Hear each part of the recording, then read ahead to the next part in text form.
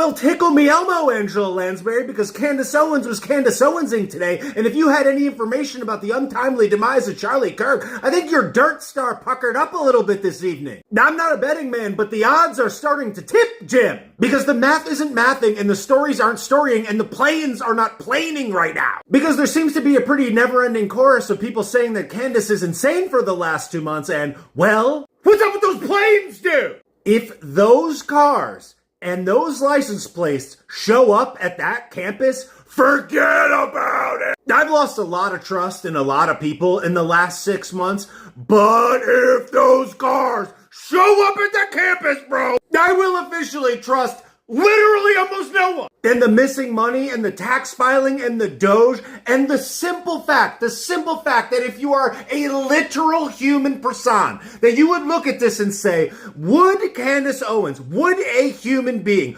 put so much out there and step right in the line of fire figuratively on this specific matter and not have something in the chamber, bro? And the whole thing from you trust vines and dreams and stories? Literally, yes, because all the things that I can see with my literal ojos out in the world have been coming not true and not being executed on, it seems like, all year. So now I'm supposed to just trust the old way of doing things when everything seems to keep falling apart right in front of our face? But this thing that seems so obviously fishy and stinks to high heaven, that is the thing that I'm supposed to suddenly be like, nah, I know they lied about everything, everywhere, and every single thing, every time, forever, since the beginning of time, except for this one, because she's crazy. Oh, and if you talk about it, if you ask about it, you're not going to get into heaven. The absolute redemption arc that will come at the end of this, when it actually comes true, if it comes true that the story is not as they said that it is,